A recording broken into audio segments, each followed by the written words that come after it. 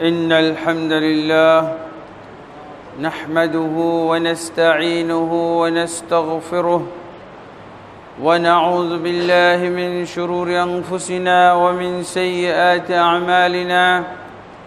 من يهده الله فلا مضل له ومن يضلل فلا هادي له، وأشهد أن لا إله إلا الله وحده لا شريك له، وأشهد أن محمدًا عبده ورسوله.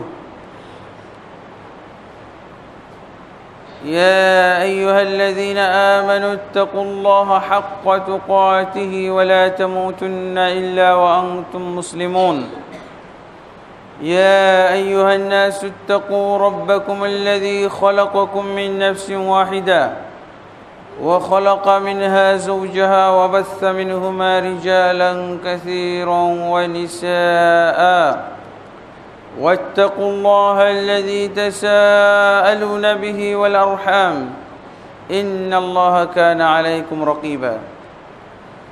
يا أيها الذين آمنوا اتقوا الله وقولوا قولا سديدا يصلح لكم أعمالكم ويغفر لكم ذنوبكم، ومن يطع الله ورسوله فقد فاز فوزا عظيما.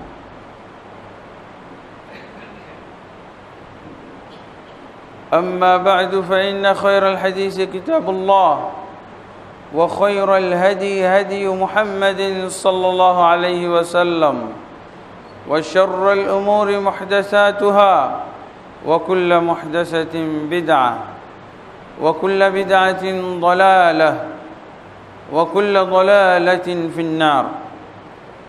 أما بعد، فأعوذ بالله من الشيطان الرجيم.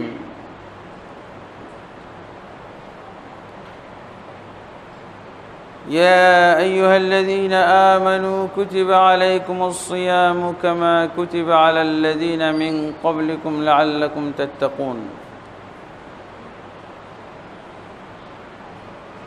وقال سبحانه: شهر رمضان الذي أنزل فيه القرآن هدى للناس وبينات من الهدى والفرقان، فمن شهد منكم الشهر فليصمه، ومن كان مريضا أو على سفر فعدة من أيام أخر، يريد الله بكم اليسر ولا يريد بكم العسر، ولتكملوا العدة ولتكبروا الله على ما هداكم ولعلكم تشكرون. وقال النبي صلى الله عليه وسلم: من صام رمضان إيمانا واحتسابا غفر له ما تقدم من ذنبه، ومن قام رمضان إيمانا واحتسابا غفر له ما تقدم من ذنبه، رواه البخاري ومسلم। আলহামদুলিল্লাহ, আল্লাহর অনেক অনেক শুকরিয়া, মেহেরবানি যে আল্লাহ তাবারক ওয়া তাআলা আমাদেরকে খায়ের বরকতে পরিপূর্ণ কল্যাণ সমৃদ্ধ মাস রমজানুল মুবারককে পাওয়ার সুযোগ করে দিয়েছেন। এই জন্য আমরা আল্লাহ তাবারক ওয়া তাআলার শুকরিয়া জানাই, হামদ সানা জানাই। আলহামদুলিল্লাহ রব্বিল আলামিন। রমজান মাসে আল্লাহ তাবারক ওয়া তাআলা মুমিন বান্দার জন্য ইহকাল এবং পরকালের যাবতীয় কল্যাণ, যাবতীয় মঙ্গল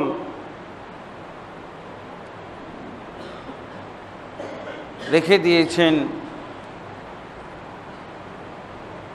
এই মাস এমন একটি মাস, বান্দা যদি ইচ্ছা করে, আল্লাহ তাবারক ওয়া তাআলা যদি তৌফিক দান করেন,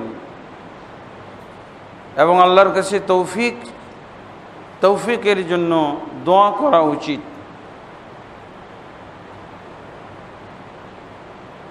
যদি বান্দার চেষ্টা এবং আল্লাহর তৌফিক মিলে যায়, তাহলে এই মাসে জান্নাত নিশ্চিত করা যায়। গুনাহ থেকে, পাপ পঙ্কিলতা থেকে মুক্ত হয়ে নবজাত শিশুর মতো হওয়া যায়, জাহান্নাম থেকে নাজাত নিশ্চিত করা যায়। এই মাস আসলেই জান্নাত এমনি এমনি চলে আসবে তা না, জাহান্নাম থেকে নাজাত এমনি এমনি মিলে যাবে তা না,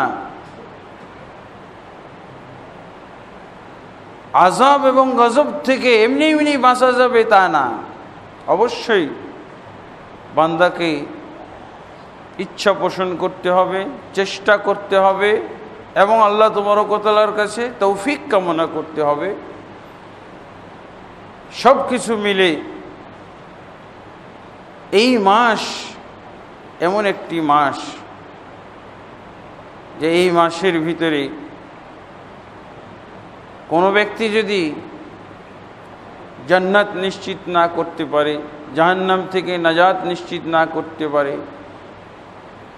গুনাহ এবং পাপ পঙ্কিলতা থেকে মুক্ত হয়ে নিষ্পাপ না হতে পারে, তাহলে এরকম ব্যক্তিকে হতভাগ্য ধরা হয়েছে।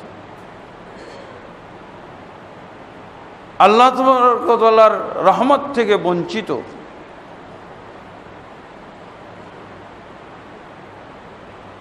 এই মাসে কি আছে?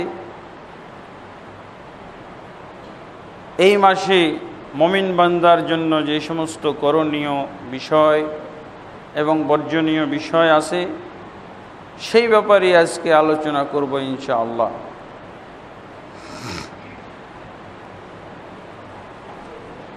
আল্লাহ তাবারক ওয়া তাআলা সিয়াম ফরজ করেছেন এবং এই ঘোষণা যে আয়াতের ভিতরে তিনি দিয়েছেন, সে আয়াতের শেষে এই ফরজ সিয়াম পালন করলে কি উপকারিতা পাওয়া যাবে সেটাও তিনি উল্লেখ করেছেন। ইয়া আইয়ুহাল্লাযীনা আমানু কুতিবা আলাইকুমুস সিয়ামু কামা কুতিবা আলাল্লাযীনা মিন ক্বাবলিকুম লাআল্লাকুম তাত্তাকুন। হে ঈমানদারগণ, তোমাদের প্রতি সিয়াম ফরজ করা হয়েছে যেভাবে তোমাদের পূর্ববর্তীদের উপরে ফরজ করা হয়েছিল, লাআল্লাকুম তাত্তাকুন, যাতে তোমরা তাকওয়া অর্জন করতে পারো। পূর্ণ এক মাস সিয়াম পালন করলে, 29 বা 30 দিন সিয়াম পালন করলে আল্লাহ তাবারক ওয়া তাআলা যে জিনিসটা আমাদেরকে দিতে চেয়েছেন সেটা হলো তাকওয়া। আল্লাহ তাবারক ওয়া তাআলা মুমিন বান্দাদেরকে যে সমস্ত ধর্মীয় নেয়ামত দান করেছেন, তার ভিতরে সবচেয়ে বড় নেয়ামত হলো তাকওয়া।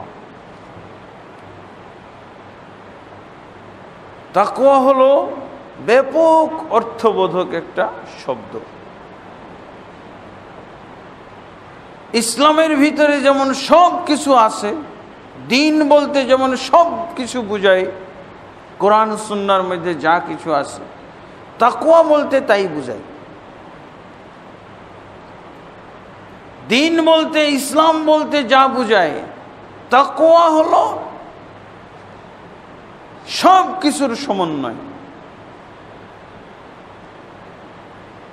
যে ব্যক্তি সিয়াম ঠিক মতো পালন করতে পারবে, সে ব্যক্তি পুরা দিনটাকে সঠিকভাবে সুন্দরভাবে পেয়ে গেল। এই হলো তাকওয়ার মর্ম। আর যার সিয়াম ঠিক নেই, সে তাকওয়া অর্জন করতে পারল না, সে দিনটাকেও পেল না, ইসলাম পেল না। ইসলাম বলতে কি বুঝায়? ইসলাম হলো তাকওয়া। তাকওয়া কি?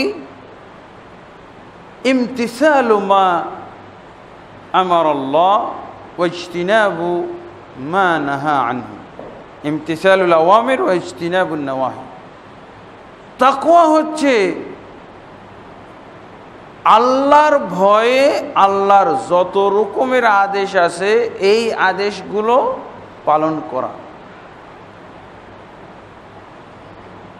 আর একটা হলো আল্লাহর ভয়ে তিনি যত নিষেধ করেছেন, যত নিষেধাজ্ঞা ইসলামে আছে, সমস্ত নিষেধাজ্ঞা থেকে বেঁচে থাকা।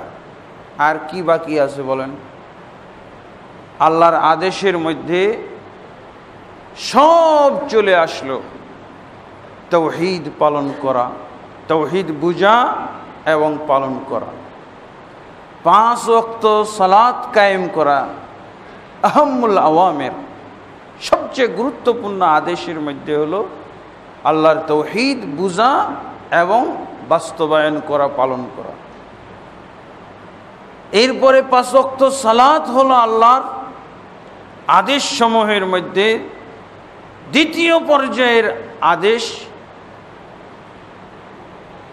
যাকাত আদায় করা, সিয়াম পালন করা, হজ উমরা পালন করা, সত্য কথা বলা, এগুলোকে আল্লাহ আদেশ দেয় নাই সত্য বলতে? আমানত রক্ষা করার আদেশ কি আল্লাহ দেননি? ওয়াদা রক্ষা করার আদেশ কি আল্লাহ দেননি? মানুষের সাথে সৎ ব্যবহারের আদেশ আল্লাহ দেন নাই, রাসূল দেন নাই? মানুষকে সহযোগিতা করা,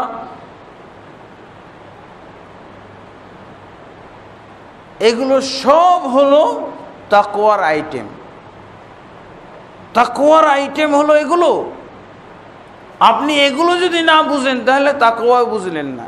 তাকওয়া অর্থ এটা। এই জন্য আল্লাহ তাবারক ওয়া তাআলা বলছেন 1 মাস সিয়াম পালন করলে আল্লাহ তাকওয়াশীল করবেন, তাকওয়া দান করবেন। আর তাকওয়া যে পেয়ে গেল সে দুনিয়া এবং আখিরাতের সমস্ত কল্যাণের চাবিকাঠিটাই পেয়ে গেল। আল্লাহর নিষেধ, শিরক করা আল্লাহর নিষেধ না, নিষেধ থেকে বিরত থাকতে হবে, এটা হলো তাকওয়া। সালাত ত্যাগ হলো নিষেধ, যাকাত ত্যাগ হলো আল্লাহর নিষেধ, রাসূলের নিষেধ। সিয়াম ত্যাগ করা আল্লাহ এবং রাসূলের নিষেধাজ্ঞা। ফরজ হয়ে যাওয়ার পর হজ উমরা ত্যাগ করা আল্লাহর নিষেধাজ্ঞা। খেয়ানত করা আল্লাহ এবং রাসূলের নিষেধাজ্ঞা। আত্মসাৎ করা আল্লাহ রাসূলের নিষেধাজ্ঞা।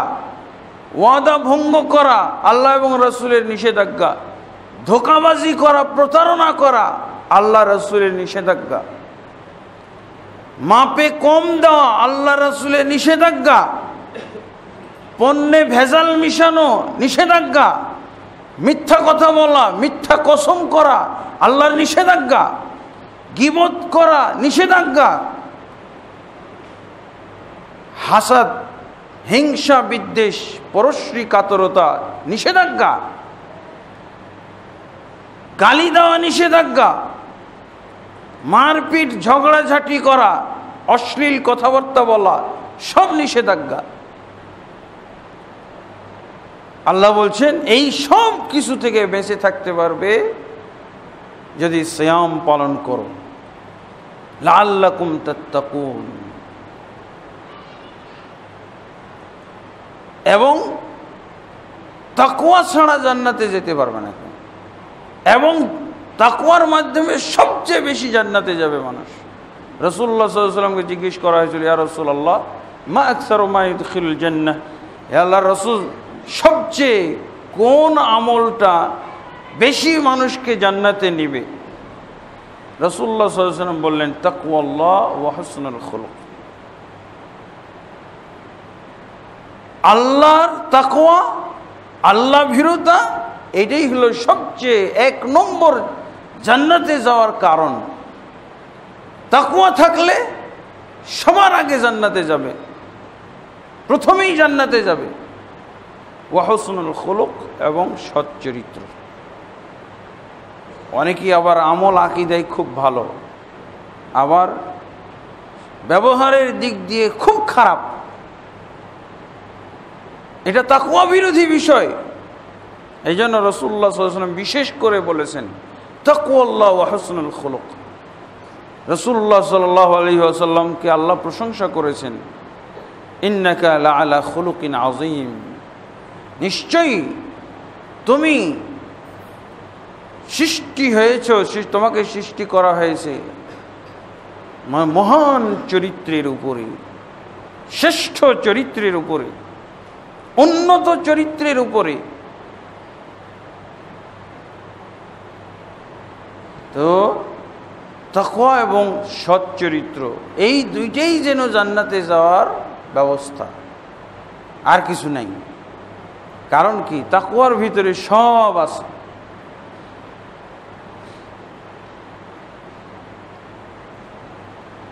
আল্লাহ রসুল সাল্লাল্লাহু আলাইহি ওয়াসাল্লাম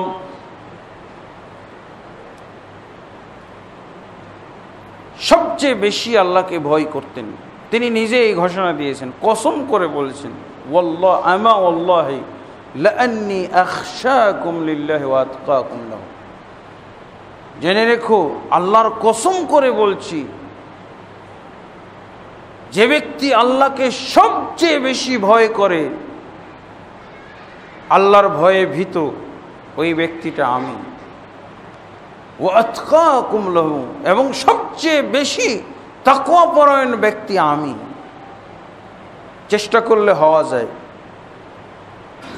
আল্লাহকে ভয় করা। এবং আল্লাহকে ভয় করার একটা নিয়ম আছে, মাখলুকের ভয় বের করতে হবে, মাখলুকের ভয় বের করে ফেলতে হবে। যত মাখলুকের ভয়, শত্রুর ভয় বের করবেন, তত আল্লাহর ভয়টা জায়গা পাবে। আমরা মাখলুকের ভয়ে আতঙ্কিত। কেউ জিন শয়তানকে ভয় পায়, তো আল্লাহর ভয়ের জায়গাটা দখল করে জিন শয়তান ভূত পেতনি ইত্যাদি দিকে ভয়ে আতঙ্কিত। কেউ মরা সড়া পীর মুর্শিদকে ভয় পায়, মাজারের মধ্যে কি কবরে প্রথিত আছে, কবরে গেড়ে রাখা হয়েছে, কবে কিভাবে তাকেও ভয় পায়। বাসওয়ালারা ভয় পায়, হেল্পার ভয় পায়, কন্ট্রাক্টর ভয় পায়।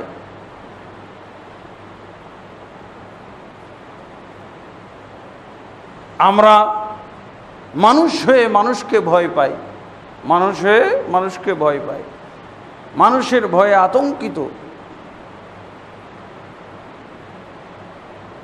সব কিছু তো আল্লাহর ভয় নিজের অন্তরে জায়গা দেওয়ার ব্যবস্থা হলো এটা, যে অন্তরের মধ্যে বিভিন্ন ধরনের ভয় যে ঢুকে জায়গা ফ্লাপ করে রেখেছে, এই ভয়গুলো সরাইতে হবে।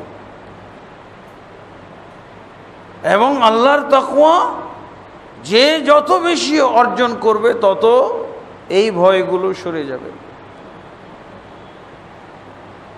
যখন আল্লাহর ভয় পরিপূর্ণ হয়ে গেল, যত বেশি আল্লাহর ভয় পরিপূর্ণ করতে পারবো অন্তরে, তত আল্লাহর প্রিয় হইতে পারবো, তত আল্লাহর কাছের বান্দা হইতে পারবো, তত আল্লাহ তাবারক ওয়া তাআলার কাছ থেকে আমি আমার স্বার্থ উদ্ধার করতে পারবো, উপকৃত হইতে পারবো।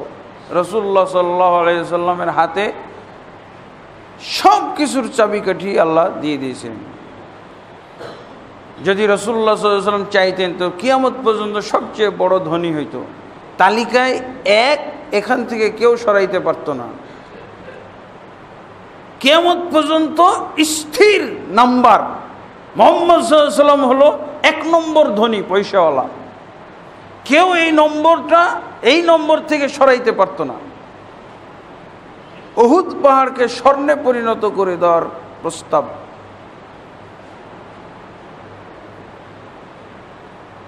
এবং আল্লাহ রাসূল সাল্লাল্লাহু আলাইহি ওয়াসাল্লাম আর্থিক যে সমস্ত নজির রেখে গেছেন, এগুলো দিয়েও বোঝা যায় আল্লাহ রাসূল সাল্লাল্লাহু আলাইহি ওয়াসাল্লাম তো কোনো সম্পদ রাখতেন না। 100 উট কুরবানি দিয়ে দিয়েছে। 100 উট কুরবানি দেওয়া লোক আছে নাকি এখন? আর শুনেছেন মুহাম্মদ সাল্লাল্লাহু আলাইহি ওয়াসাল্লামের পরে এই উম্মতে মুহাম্মাদের মধ্যে শত শত হাজার হাজার কোটি টাকার লোক আছে, কিন্তু 100 উট কুরবানি দিয়েছে এরকম লোক পাওয়া যায়? রাসূলুল্লাহ সাল্লাল্লাহু আলাইহি ওয়াসাল্লাম তাকওয়া অর্জন করেছিলেন, দুনিয়াটা তার পদতলে পড়ে গেছিল,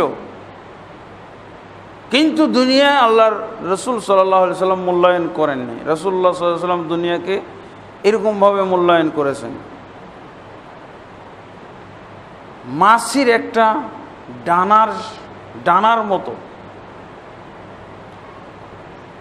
এবং রাসূলুল্লাহ সাল্লাল্লাহু আলাইহি সাল্লাম বলছেন, যদি আল্লাহ দুনিয়াটাকে মাছির একটা ডানার সমানও মূল্যায়ন করতেন, তাহলে কাফেরদেরকে কোনো দুনিয়াতে কিছু খেতে পড়তে দিতেন না। এই দুনিয়া পচা সড়া জিনিস, কে এটার হেফাজত করে, কে এটার সংরক্ষণ করে, কে এটার মালিক হতে চায়? দরকার নাই।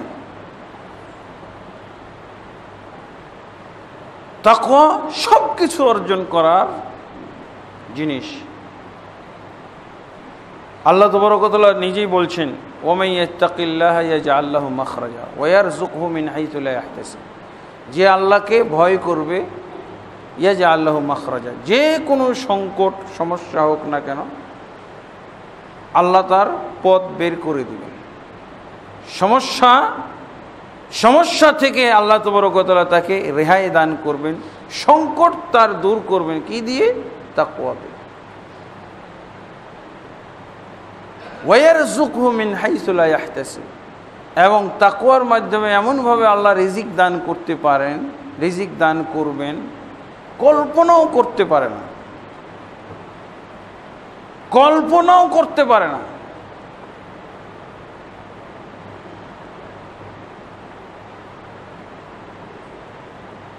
এক গরিব, খুব গরিব ছেলে কুয়েতে চাকরি করত,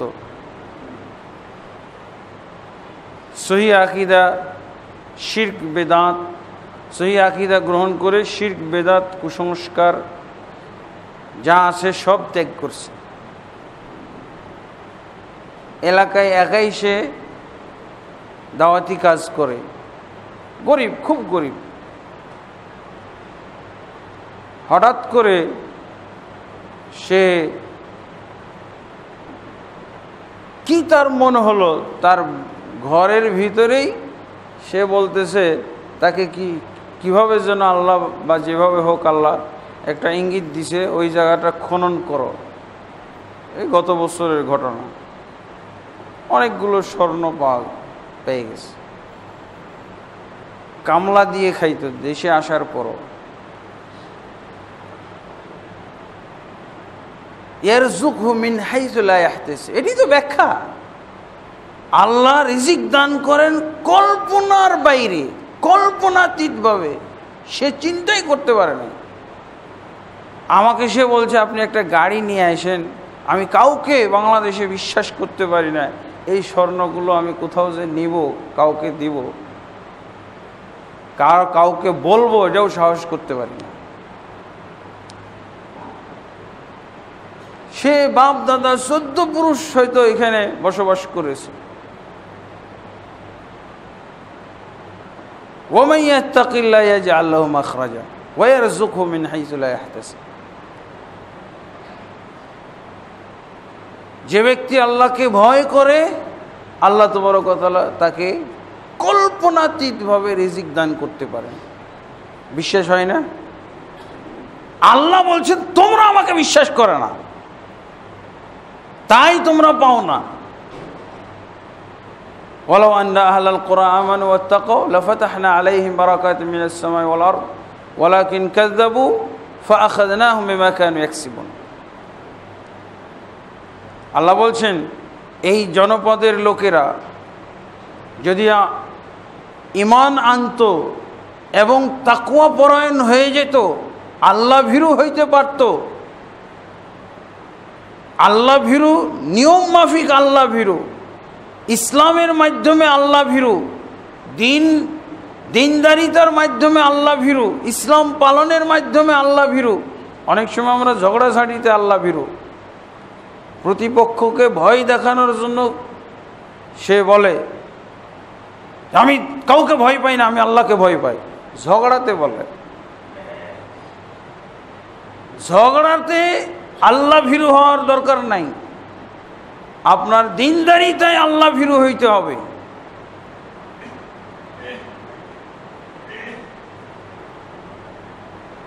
আল্লাহ কি বলছেন, যদি জনপদের লোকেরা, গ্রামবাসীরা, যদি মহল্লাবাসীরা যদি ঈমান আনতো আর তাকওয়া অর্জন করতো, তাহলে আল্লাহ বলছেন আমি আসমান এবং জমিনের যত বরকতের দরজা আছে সব খুলে দিতাম। বারাকাতুন হলো এক বচন, আর বারাকাতুন হলো বহু বচন। বারাকাতুন শব্দের অর্থ হলো কল্যাণ, ভালো কিছু। আমি তো শুধু বরকত বলি, বরকত আরবি শব্দ, এর বাংলা হলো কল্যাণ, ভালো কিছু। আল্লাহ কি নাম বলেছেন? ভালোর বহু বচন বলেছেন। আপনি কি কি ভালো মনে করেন সব আল্লাহ, সেই ভালোর চাবিকাঠি, কল্যাণের চাবিকাঠি কার কাছে? আল্লাহর কাছে। তাই আল্লাহ বহু বচন বলছেন, লাফাতাহনা আলাইহিম বারাকাতিম মিনাস সামাই ওয়াল আরদ। দুটো যদি কাজ করতো, ঈমান আনতো এবং আমাকে ভয় করতে পারতো বান্দারা, তাহলে আমি আসমান এবং জমিন থেকে বরকতের সমস্ত দরজা খুলে দিতাম, কল্যাণের সমস্ত দরজা খুলে দিতাম। কল্যাণের নাম সেট আপনাকে করতে বলেছেন আল্লাহ। আপনি কি কি কল্যাণজনক মনে করেন, আল্লাহ শুধু বহুবচন বলেছেন, আর সেট করবেন আপনি। কারণ আপনি যেটা কল্যাণ, আপনি যেই কল্যাণের অধিকারী হইতে চাইবেন ওইটারই অধিকারী হইতে পারবেন, এটা আল্লাহ বুঝাইতে চেয়েছেন। বারাকাতুম মিনাস সামাই ওয়াল আরদ।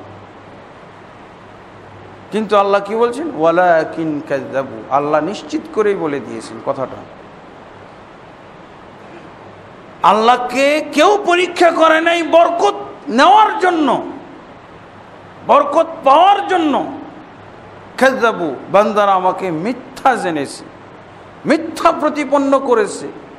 ঈমান যথাযথ তাই তো আনে নাই, তাই তো যথাযথভাবে তারা আল্লাহকে ভয় করে না। এটাই হলো আল্লাহকে মিথ্যা প্রতিপন্ন করা। দেখো ঈমান এবং তাকওয়া চর্চা করি, আমি তোমার জন্য সব কল্যাণের দরজাগুলো খুলে দেই কিনা। আল্লাহু আকবার। আমি আমার এই জীবনটাতেই আমি অনুভব করি, আমার তো সামান্য জীবন।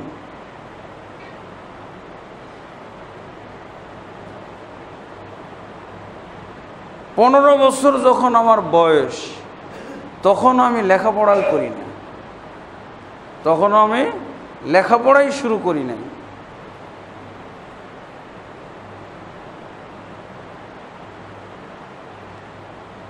অত্যন্ত দুঃখজনক ঘটনা।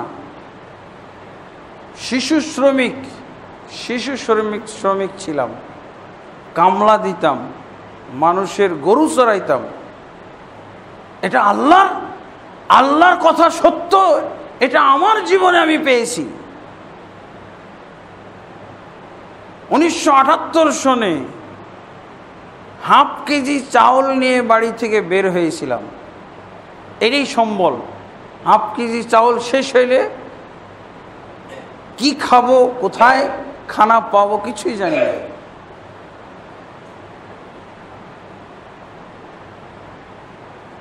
আজকে কল্পনাই করতে পারি না এত দূর হেঁটে যাওয়ার, হাঁটতে হাঁটতে হাঁটতে, মানে বাসের ভাড়া দেওয়ার তো উপায় নেই। সম্বল হলো হাফ কেজি চাউল, আর ভাই দুইজন, দুই ভাইয়ের ভাগ্যে হাফ কেজি চাউল। এইটা নিয়ে বের হয়েছি কোথাও যাওয়ার জন্য। আল্লাহ তাবারকাতাআলা, তার মানে একেবারে জিরো অবস্থা। কিভাবে কল্যাণের প্রথম ধাপ হলো মাদ্রাসায় লেখাপড়া করার জন্য আল্লাহ তাবারকাতাআলা টেনে নিয়ে আসলেন। এরপর লেখাপড়া শুরু করলাম। এইসব কথাবার্তাগুলো মাদ্রাসাতে এসে জানলাম, এগুলো বাস্তবায়ন করলাম। আলহামদুলিল্লাহ, এই আয়াতের আমার মনে হয় এর চেয়ে ভালো বাস্তবায়ন করা সম্ভব। আমি পারি নাই, ত্রুটিপূর্ণ অবস্থায় কিছুটা বাস্তবায়ন করেছি, তাতে আলহামদুলিল্লাহ যে পর্যায়ে আল্লাহ নিয়ে এসেছেন মান সম্মানের দিক দিয়ে মানুষের কল্যাণের দিক দিয়ে, নিজের শুধু কল্যাণ, নিজের ক্ষেত্রেই কল্যাণ অর্জন করেছি তা না, হাজার হাজার মানুষ আমার মাধ্যমে কল্যাণের অধিকারী হয়েছে, অনেক কল্যাণ পেয়েছে।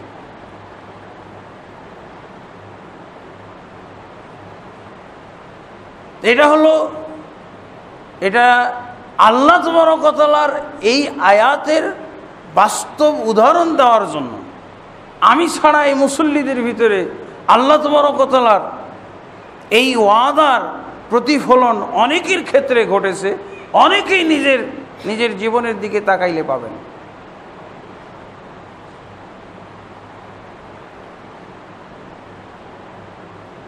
গ্রামের নিভৃত পল্লী এলাকার ছেলে আলহামদুলিল্লাহ এখন ঢাকা শহরে, ঢাকা রাজধানীতেই থাকি, সারা পৃথিবীর মানুষ মোটামুটি চিনে, বিশেষভাবে বাঙালি যেখানে আছে তারা চিনে। আল্লাহ তাবারক ওয়া তাআলা যা দিয়েছেন এতে আমি শুকরিয়া আদায় করি, যথেষ্ট, আমি যথেষ্ট মনে করি। আমার কোনো অভাব আছে এরকম অভাব আমাকে তাড়া করতেছে, বাস এটাই তো শান্তির ব্যাপার। আমি কোনো অভাব অনুভব করি না, আলহামদুলিল্লাহ অভাব মুক্তভাবে আল্লাহ তাবারক ওয়া তাআলা এখন আমাকে জীবনযাপন করাচ্ছেন। আরও অনেক মানুষের জীবন আমার মাধ্যমে অভাব মুক্ত হবে ইনশাআল্লাহ। এবং অনেক ইসলামী প্রতিষ্ঠান, প্রায় 400 মতো মসজিদ নির্মাণের সাথে তো আমি জড়িত। 400 মতো বাংলাদেশে মসজিদ নির্মাণের সাথে জড়িত। এই যে এখন উত্তরায় যে হসপিটালটা, আমেরিকান হসপিটাল, এটা তো আলহামদুলিল্লাহ আমার মাধ্যমে, আমাদের সংস্থার মাধ্যমেই হয়েছে। কয়েকশো কোটি টাকার সম্পদ, ওই যে গাজীপুর পোড়াবাড়ি যেখানে এতিমখানা ছিল, কয়েকশো কোটি টাকার সম্পদ। এটা আমার চাকরির বিনিময়ে এসেছে। কুয়েতে চাকরি করতাম, আমাকে বললো তুমি যদি দেশে যাও তো এরকম সম্পদ আমরা বাংলাদেশকে দিব, আর তুমি যদি দেশে না যাও অন্য দেশে যাবে। তো আমি কুয়েতের চাকরি ইস্তফা দিয়ে বাংলাদেশ চলে আসি। আমার কয় পয়সা দাম আছে? আমার কয় পয়সা দাম? যদি কয়েকশো কোটি টাকার সম্পদ বাংলাদেশ পায় আমার এই সামান্য চাকরির কুরবানি দিয়ে, তাহলে আপত্তি নাই। আমি সাথে সাথে বললাম কালকেই আমি আমার ভিসা ক্যান্সেল করে বাংলাদেশ চলে যাব। 1997 10ই আগস্ট দেশে চলে আসছি চাকরি কুরবানি দিয়ে। তা আলহামদুলিল্লাহ সেটা তো এর জন্যই, ইসলামের জন্যই, মুসলমানদের জন্যই এই স্বার্থ ত্যাগ করেছি। আল্লাহ তাবারক ওয়া তাআলা কখনোই ভুলেন নাই। আমি যেহেতু ভুলে নাই, আল্লাহ তাবারক ওয়া তাআলা ভুলেন নাই। ওটা অবশ্য এখন র্যাবেরা দখল করেছে। জ্ঞানের ভুবন নামে একটা প্রতিষ্ঠান চালাচ্ছিলেন কাজী ইব্রাহিম সাহেব, এখন তো র্যাবেরা দখল করে ফেলেছে, নাউজুবিল্লাহ। তারপরে তো বাংলাদেশেরই সম্পদ থাকলো। এই ইতিহাস যদি কেউ জানে যে এই সম্পদ এসেছিল আমার চাকরির কুরবানি করার বিনিময়ে, এটা কি একটা কল্যাণ নয়? নিজের জন্য আল্লাহ কল্যাণ দান করলেন এবং অন্যের জন্য কল্যাণ দান করলেন। এই জন্য আল্লাহ বলছেন, বহু বচনের শব্দ, বারাকাতিম মিনাস সামাই ওয়াল আরদ, আসমান এবং জমিন থেকে বরকতের সমস্ত দুয়ার খুলে দেব। ওয়ালাকিন কাযাবু, কিন্তু তারা মিথ্যা জেনেছে, আমাকে পরীক্ষাও করে নাই, অনেকে পরীক্ষাও করে নাই। এইরকম কল্যাণজনক বিষয় হলো তাকওয়া। আর রাসূলুল্লাহ সাল্লাল্লাহু আলাইহি ওয়াসাল্লাম এবং সাহাবায়ে কেরাম তো তাকওয়া দিয়ে সেই যুগে বিজয় অর্জন করতেন, শত্রু পক্ষের উপরে বিজয় অর্জন করেছিলেন তাকওয়া দিয়ে, আল্লাহ ভীরুতা দিয়েই তারা তাকওয়া অর্জন করেছিল। তাকওয়া অর্জন করার ফলে অন্তরে শত্রুদের ভয় যা ছিল আল্লাহ মুছে ফেলেছেন। আপনি চিন্তা করে দেখেন, আপনার অন্তরে যদি কোনো শত্রুর ভয় না থাকে, আল্লাহ ছাড়া কোনো মাখলুকের ভয় না থাকে, তাহলে দেখেন আপনি পৃথিবীর মধ্যে শ্রেষ্ঠ ব্যক্তি, সবচেয়ে বীর বাহাদুর ব্যক্তি। যদি আপনি এরকম অনুভব করেন আপনার আর কোনো ভয় নেই, আল্লাহ ছাড়া কাউকে ভয় নেই। আল্লাহ হলো শক্তির উৎস। কোন দিক দিয়ে? এই হলো আল্লাহ শক্তির উৎস, সাহসের উৎস। আল্লাহ ছাড়া কাউকে ভয় করেন না, কোনো কিছুকে ভয় করেন না। দেখবেন আপনারই ক্ষমতা, আপনারই কর্তৃত্ব, আপনারই আধিপত্য, আপনারই নেতৃত্ব, আপনি বিজয়ী। আল্লাহ রাসূল সাল্লাল্লাহু আলাইহি ওয়াসাল্লাম বলছেন না, সবচেয়ে বেশি আল্লাহকে আমি ভয় করি, আল্লাহকে সবচেয়ে বেশি ভয় করি। রাসূলুল্লাহ সাল্লাল্লাহু আলাইহি ওয়াসাল্লাম কি পুরস্কার পেলেন? শত্রুদের তার অন্তর থেকে শত্রুর ভয় দূর করেছে। হুনাইনের যুদ্ধে যখন সেনাবাহিনী আল্লাহ রাসূল সাল্লাল্লাহু আলাইহি ওয়াসাল্লামের মুমিন বাহিনীরা পালিয়ে গেল, আল্লাহ রাসূল সাল্লাল্লাহু আলাইহি ওয়াসাল্লাম একাই যুদ্ধ চালিয়ে যাচ্ছিলেন, একাই। মক্কা বিজয়ের সময় যেই সংঘর্ষ, যেই মোকাবেলা কাফেরদের পক্ষ থেকে হওয়ার কথা ছিল, সেটা হয় নাই মক্কা বিজয়ের দিন, হয়েছিল হুনাইনের যুদ্ধে। এই কাফের মক্কার পরাজিত শক্তি হুনাইনে যে তারা হাওয়াজিন এবং বানু সাকিব গোত্রের সাথে মিলে বিশাল শক্তিতে পরিণত হয়েছিল। প্রথম পর্যায়ে মুমিন বাহিনীকে তারা হারিয়ে দিয়েছিল, এবং এটার কারণও ছিল এই তাকওয়া বিরোধী কাজ। সেদিন তারা মুমিন বাহিনীকে দেখেছে বিপুল বাহিনী, বিশাল বাহিনী, মক্কা বিজয়ের দিন যা ছিল তার চেয়েও বেশি। আজকে কে ঠেকায়, এরকম একটা মন মানসিকতা আসার কারণে আল্লাহ যে বিজয়ী দান করেন এটা দেখানোর জন্য তাদেরকে কাফেরদের হাতে পরাজিত করলেন। সবাই পালিয়ে গেল, শুধু রাসূলুল্লাহ সাল্লাল্লাহু আলাইহি ওয়াসাল্লাম মাঠে ছিলেন। এরপরে আল্লাহ তাবারক ওয়া তাআলা তাদেরকে শিক্ষা দেওয়ার পর তারা ভুল বুঝলো, ভুল বুঝার পর আবার তাকওয়ার বলে বলিয়ান হয়ে, ইমানের বলে বলিয়ান হয়ে ফিরে আসলো। নিজেদের শক্তির বলে বলিয়ান হয়ে আগে নেমেছিল, সে কথা ভুলে যে আল্লাহর শক্তিতে, ইমানি শক্তিতে বলিয়ান হয়ে যখন ফিরে আসলো, আল্লাহ তাবারক ওয়া তাআলা পরাজিত যুদ্ধে আবার বিজয় দান করলেন। রাসূলুল্লাহ সাল্লাল্লাহু আলাইহি ওয়াসাল্লাম শুধু রাসূলুল্লাহ সাল্লাল্লাহু আলাইহি ওয়াসাল্লামই টিকে ছিলেন। রাসূলুল্লাহ সাল্লাল্লাহু আলাইহি ওয়াসাল্লাম বলছেন যে আল্লাহ আমাকে কাফেরদের অন্তরে ভীতি এবং ভয় ভীতি সঞ্চার করে আমাকে সাহায্য করেছেন। রাসূলুল্লাহ সাল্লাল্লাহু আলাইহি ওয়াসাল্লামকে কাফেররা ভয় পেত 1 মাসের ব্যবধান থেকে। নুসিরতু বির-রু'বি মাসিরাতা শাহর, আল্লাহ তাবারক ওয়া তাআলা আমাকে 1 মাসের ব্যবধান থেকেই কাফেরদের অন্তরে ভয় ভীতি ঢুকানোর মাধ্যমে আমাকে সাহায্য করেছে। আলহামদুলিল্লাহ, তাকওয়া হলো এমন একটা জিনিস, সিয়াম যথাযথ হলে তাকওয়া অর্জন করতে পারবো আমরা। আল্লাহ তাবারক ওয়া তাআলা আমাদেরকে যথাযথ নিয়মে সিয়াম পালন করার তৌফিক দান করুন, আল্লাহুম্মা আমিন। সিয়াম হচ্ছে বিরত থাকার নাম। কি বিরত? ইবাদতের ইচ্ছায়, ইবাদতের নিয়তে সুবহে সাদেক থেকে সূর্যাস্ত পর্যন্ত সিয়াম ভঙ্গকারী যাবতীয় বিষয় থেকে বিরত থাকার নাম হলো সিয়াম। বিরত থাকবেন, সিয়াম ভঙ্গকারী জিনিস থেকে বিরত থাকবেন। আর এই বিরত থাকা হলো ইবাদতের উদ্দেশ্যে, ইবাদতের নিয়তে। আমি খানা, পানি, যৌন সম্ভোগ এবং সিয়াম বিরোধী, তাকওয়া বিরোধী কাজ থেকে সূর্যাস্ত পর্যন্ত বিরত থাকবো, এটাকে বলা হয় সিয়াম। হারাম থেকে বিরত থাকব। আমরা হালাল থেকে বিরত থাকি, হারাম থেকে বিরত থাকি না। হালাল কি? ভাত খাওয়া, রুটি খাওয়া, ফলমূল খাওয়া, পানীয় খাওয়া, এগুলো সব হালাল। হালালগুলো থেকে বিরত আছে। আল্লাহর উদ্দেশ্য হলো হালালগুলো থেকে বিরত থাকার মাধ্যমে ট্রেনিং দিয়ে আমাদেরকে হারামগুলো থেকে বিরত রাখতে চাচ্ছে। কিন্তু আমরা হালালগুলো থেকে বিরত আছি, খানা পানি কিচ্ছু খাই না, কিন্তু যা হারাম করেছেন এগুলো ঠিকই চালিয়ে যাচ্ছি।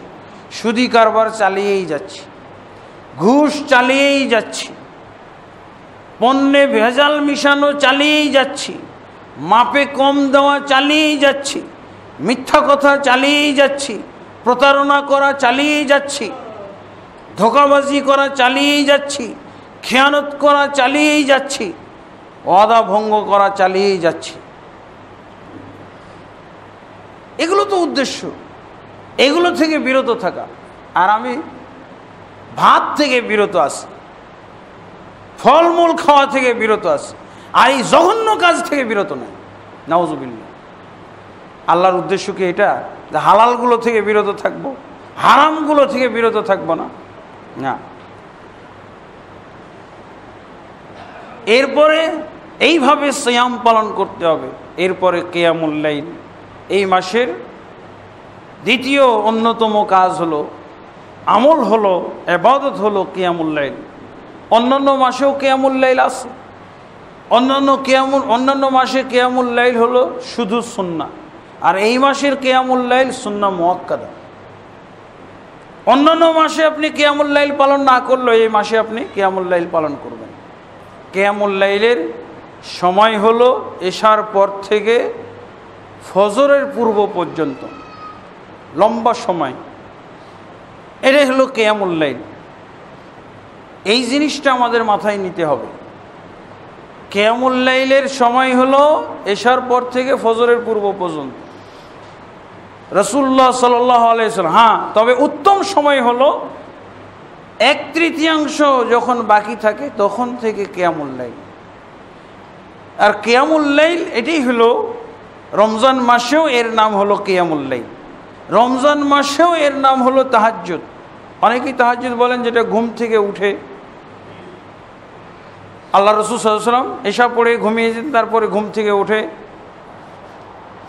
কিয়ামুল লাইল পড়তেন। এই পার্থক্য করার জরুরি নয়। এশার পর থেকে ফজরের পূর্ব পর্যন্ত নফল সিয়াম পালন করা। রাসূলুল্লাহ সাল্লাল্লাহু আলাইহি ওয়াসাল্লাম বলছেন, আফদালুস সালাতি বাদাল ফরিদাতি কিয়ামুল লাইল। সবচেয়ে উত্তম সালাত হলো ফরজ সালাতের পরে কিয়ামুল লাইল। ফরজ সালাতের চেয়ে আর কোনো সালাতই এত মূল্যবান না, এত দামি না। আর এই কিয়ামুল লাইল আমাদের কত রাকাত পড়ব এইটা নিয়ে বিরাট বিভ্রান্তি, বিরাট। গণতান্ত্রিক কায়দায় কিয়ামুল লাইল হলো 20 রাকাত। গণতান্ত্রিক কায়দা, গণতান্ত্রিক হলো গণ আলেম, গণমানুষ, সমস্ত জনগণ। এটা হলো গণতান্ত্রিক কায়দা। সংখ্যাগরিষ্ঠতার দিক থেকে কিয়ামুল লাইল হলো 20 রাকাত। গণতান্ত্রিক, গণ আলেম, জনসাধারণ সব। এতে গেছিলাম ফরিদপুরে এক বাহাসে, এক মৌলবি ভুয়া মাদানি, জাল মাদানি হয় না, ভুয়া মাদানি। মাদানি হওয়ার যে একটা ফজিলত আছে বোঝা যায়, ও ভুয়া মাদানি সাজছে। ভুয়া মাদানি সেজে বলছে ওর দলিল নাই। কি দলিল? এই যে গণতান্ত্রিক দলিল দিচ্ছে।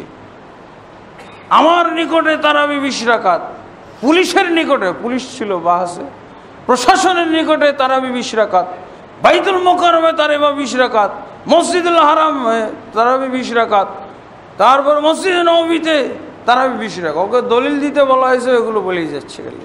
এমনকি পুলিশ পর্যন্ত এনে ঠেকাইছে, বলছে পুলিশের নিকটে 20 রাকাত, পুলিশের দৃষ্টি আকর্ষণ করার জন্য। তারপরও পুলিশ তাড়িয়ে দিয়েছে, ওই যে আপনাদের এগুলো বেয়াদবি মনে হচ্ছে, আপনারা বাহাস করার দরকার নাই, বাহাস মুলতবি করে দিয়েছে। এরকম গণতান্ত্রিক, আর দলিল কি দিবেন? গণতান্ত্রিক নিয়মে। গণতান্ত্রিক নিয়ম, গণতন্ত্র হলো এই দেশে কোরআন হাদিসের চাইতে মজবুত দলিল। গণতান্ত্রিক দলিল হলো কোরআন হাদিসের চেয়েও মজবুত। আর কি চান আপনি? আর দলিল যদি চান জয়ীফ জাল হাদিস, আর কিচ্ছু নাই। আর আছে কি সহির মতো দলিল। সহির মতো, সহির মতো কি A+ এবং A+ গোল্ডেন দুইজন এসে যদি বলে A+ গোল্ডেন বলতেছে এক কথা, আর A+ গোল্ডেন বলতেছে হ্যাঁ, আর শুধু A+ বলতেছে না, তাহলে আপনি হ্যাঁ আর না দুইটা পার্থক্য হয়ে গেছে। আপনার ফয়সালা দিতে হবে। কি করবেন আপনি? কোনটা নেবেন? হ্যাঁ, গোল্ডেন যেটা বলেছে ওইটা হলো তুলনা করলে সহি নয়, আর তুলনা ছাড়া, তুলনা করলে সহি না। দুইজনের মধ্যে যদি তুলনা না করেন তাহলে কি অনিল কি ভালো না? A+ ছাত্র কি ভালো না? ভালো তো। যখন আপনি চাকরিতে নিবেন দুইজন, আপনার একজন হলো A+ আর একজন A+ গোল্ডেন, একজনকে নিয়োগ দিবেন, কোনটা নেবেন আপনি? গোল্ডেন। ওকে কি করলেন তাহলে? ও জয়ীফ। কার তুলনায়? আসলে তো জয়ীফ দুর্বল না, এই গোল্ডেনের তুলনায় জয়ীফ। একে একে জয়ীফ বলারও কোনো উপায় নাই যতক্ষণ পর্যন্ত গোল্ডেন তার সামনে সাথে না আসবে। তো এইরকম হাদিস আছে। ওমর ইবনে খাত্তাব রাদিয়াল্লাহু আনহু 20 রাকাত চালু করেছেন, এই কথাটা ঠিক না। ওমর ইবনে খাত্তাব রাদিয়াল্লাহু আনহু 11 রাকাত চালু করেছেন। 11 রাকাত। আমরা যদি লেখাপড়াকে মূল্যায়ন করতাম তাহলে জনগণের সবার মুখ দিয়ে 11 রাকাত রব ছুটত।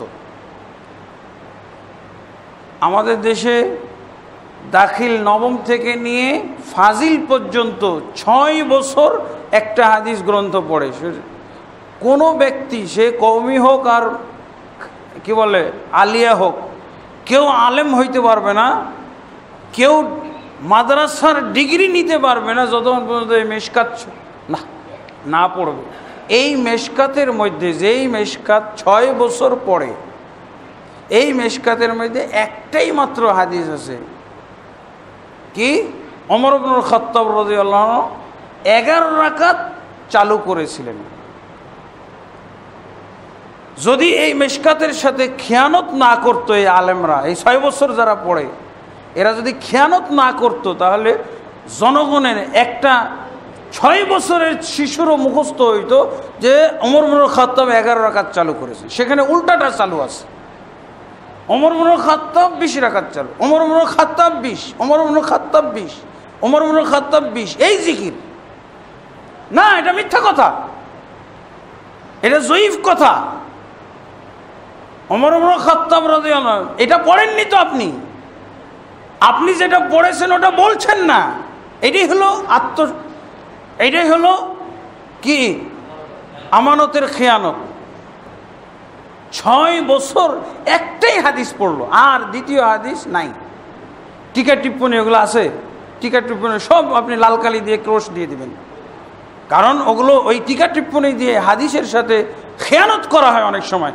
যে সমস্ত হাদিস গ্রন্থের মধ্যে টিকা টিপ্পণী মূল হাদিসের গতি ফিরিয়েছে, এই টিকা টিপ্পণীগুলো বেয়াদবিমূলক টিকা টিপ্পণী, সবগুলো লাল কালি দিয়ে ক্রস দিয়ে দেওয়া উচিত। টিকা টিপ্পণীটা দেখবেন এই ওমর ইবনে খাত্তাব 6 বছর পড়লো ওমর ইবনে খাত্তাব, একটাই হাদিস, 2 হাদিস নাই ওখানে। ওখানে 13 নাই, 20 নাই, কিচ্ছু নাই, শুধু 11 আছে। 6 বছর শুধু 11 পড়লো। কত বড়টা খেয়ানত করেছে, যেটা 6 বছর পড়লো ওইটা কাউকে জানতে দিল না, জনগণকে উল্টাটা বলল 6 বছর পড়ার। তারপরে আসেন সিহাসিত্তা বলে ভারতবর্ষে, সিহাসিত্তার কিতাব। সিহাসিত্তা মানে সহিহ বুখারী, মুসলিম, আবু দাউদ, তিরমিজি, নাসাই, ইবনে মাজাহ, 6খানা হলো না?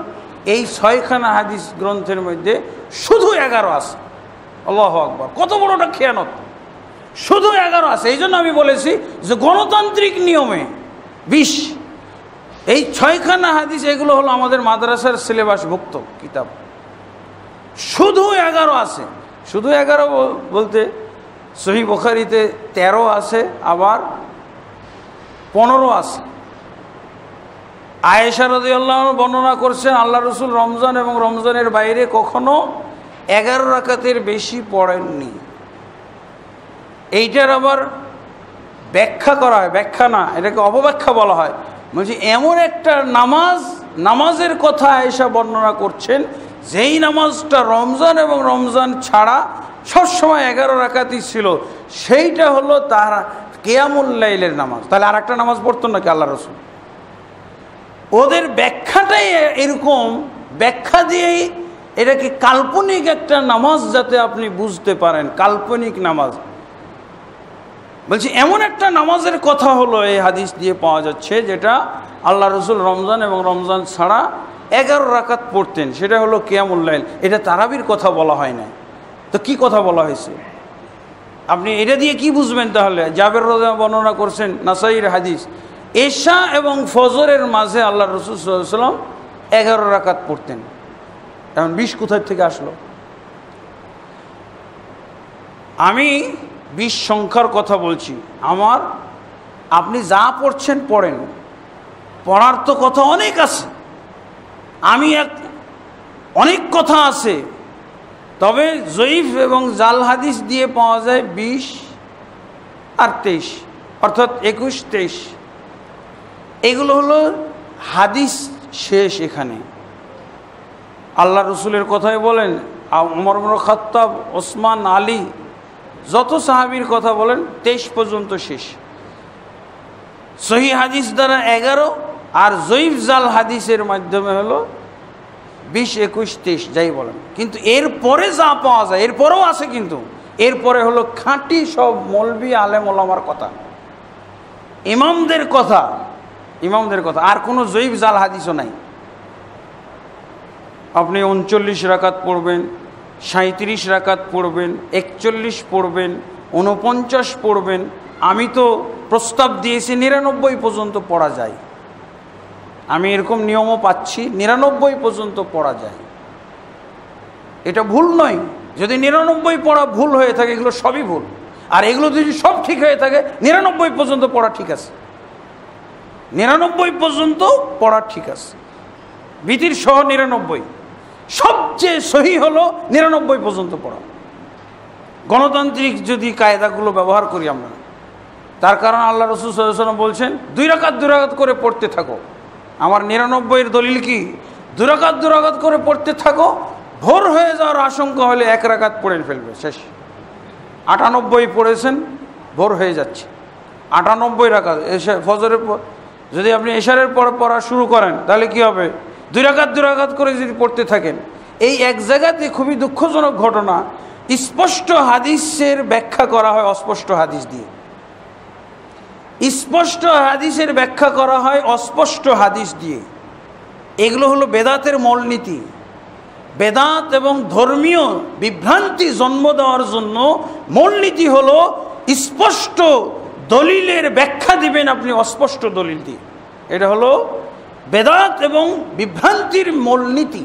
সেটা এখানে খাড়া হয়েছে, দুঃখজনক ঘটনা।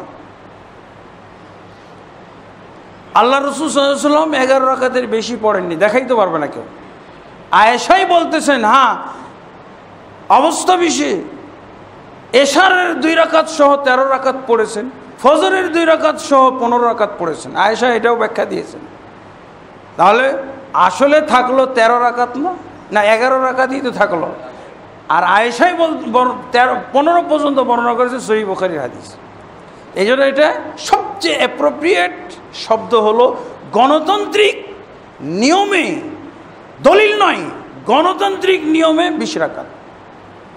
আর এটা হলো সেই যুগের, ওই যুগে কয়েকটা জিনিসের কুরবানি দেওয়া হয়েছিল যেগুলো ইসলামের নাম ধারণ করে রয়েছিল, ইসলামের শিকিল শেরত। বাদশাহ আব্দুল আজিজের যুগে কয়েকটা জিনিসকে, এরকম কয়েকটা শিরক বেদাতকে কুরবানি দেওয়া হয়েছিল। তার ভিতরে মাজার কবর কুরবানি দেওয়া হয়েছিল, 4 মুসল্লা, 4 মুসল্লাকে কুরবানি দেওয়া হয়েছিল। আর এই 20 রাকাতকে নিয়ে আসা হয়েছিল কুরবানি দেওয়ার জন্য মসজিদুল হারাম এবং মসজিদে নববী থেকে 20 রাকাত কুরবানি দিয়ে ওকে ফয়সালা করে ফেলা হবে, ওরও কুরবানি দেওয়া হবে। ওই দুটো কুরবানি দেওয়া শেষ হওয়ার পর 20 রাকাতকে কুরবানি দেওয়ার জন্য নিয়ে আসা হয়েছিল। তো সেই যুগের আলেম ওলামা দেখছে যে এইটা নিয়েই তো ওহাবি রব ছুটে গেল সারা বিশ্বে। খাদিজা রাদিয়াল্লাহু আনহার মাজার ভাঙলো, যায়েদ ইবনুল খাত্তাবের মাজার ভাঙলো, হ্যাঁ, অনেক সাহাবীর উপরে গম্বুজ তৈরি করা হয়েছিল, ওগুলো ভাঙা হলো। 4 মাযহাবের 4টা মুসাল্লা ভাঙা হলো। এটাকেই তো ইংরেজরা নাম দিয়ে দিল, ভারতবর্ষের মৌলবীদেরকে জানাই দিল যে তোমাদের মক্কাই ভেঙে ফেলছে। আসলে মক্কা ভাঙে নাই, মক্কার 4 মুসাল্লা ভাঙা হয়েছে। আর এরা খেপাইছে কি বলে যে তোমাদের মক্কা ভেঙে ফেলছে, কোথায় হজ করবে তোমরা? এই কারা ভাঙছে বুঝি ওহাবি কি জিনিস? ওই ইংরেজরা মুখস্থ করে যে ওহাবি নামটা তোমরা শিখে নাও। তো ইংরেজরা ওহাব অর্থ বুঝে? মোহাম্মদ বিন আব্দুল ওহাবের ছাত্ররা এই কাজ করছে, তার নেতৃত্বে এই কাজ হয়েছে, এই জন্য মোহাম্মদ বিন আব্দুল্লাহ। ওই ইংরেজ কাফের বেচারারা কি বুঝে আরবির? ওরা নাম ওদের হুজুরগুলোকে কবর পূজারি, পীর পূজারি এবং বেদাত পূজারি, শিরক বেদাত পূজারি মৌলবি জিজ্ঞেস করলো কারা এই কাম করলো? বলছে ওহাবিরা। বলছে ওহাবি, ওই যে ওহাবি শিখছে আজও ওহাবি। ওহাবি তো খুব ভালো জিনিস। আপনি বলবেন আমাকে 100 বার আপনি গালি দেন, 100 বার গালি দেন, আমার কলিজাটা ঠান্ডা হয়ে যাক। ওহাবি মানে কি? আল্লাহপন্থী। শুনতে ভালো না? আল্লাহ বেদাতির মুখ দিয়ে, মুশরিকের মুখ দিয়ে আপনাকে তাওহীদবাদী লোকের নাম কত সুন্দর ধরিয়ে দিয়েছেন, ওহাবি। তো এই 20 রাকাতকে কুরবানি দেওয়ার জন্য আনা হয়েছিল। তা আলেমরা বললো যে এই দুইটার তো সামলানো কষ্ট হয়ে যাচ্ছে, 4 মুসাল্লা ভেঙে আবার। তো বলছে থাক, তাহলে এটাকে বাদ দিয়ে দেওয়া যাবে।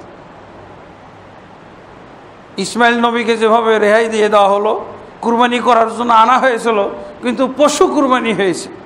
তো এইরকম কুরবানির জন্য আনা হয়েছিল এই 20 রাকাতকে, তাহলে এই মৌলবীরা আর বলতেও পারত না।